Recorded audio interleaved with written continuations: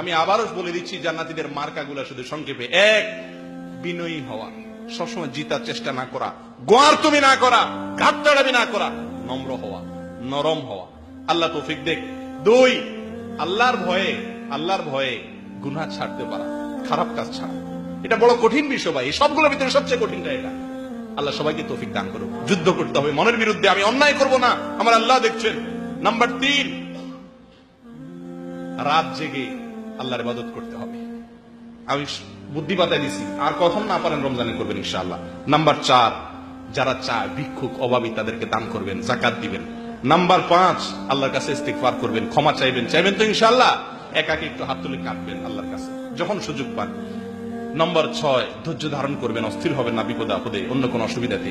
নম্বর সাত, সত্য কথা বলবেন, ঈমান তাওহীদের উপরে থাকবো আমরা। আল্লাহ আমাদের সবাইকে তৌফিক দান করুক।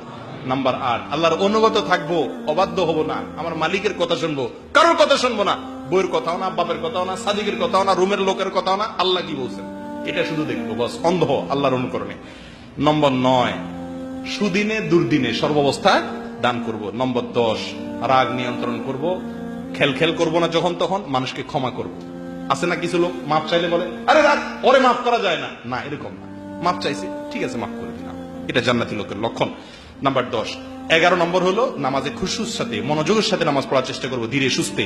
নাম্বার 12, অনর্থক ফালতু ফাঁসা কাজ করবো না, যে কাজে কোনো দুনিয়া আখিরাতের লাভ নাই। নম্বর 13, লজ্জাস্থানের হেফাজত করবো, অজাগায় অপাত্রে। আজকাল ফেসবুকের যুগে লজ্জাস্থানের বড় বেশি অজাগায় অপাত্রে ব্যবহার হয় ভাই, আল্লাহর ভয়ে এগুলো ছেড়ে দিব।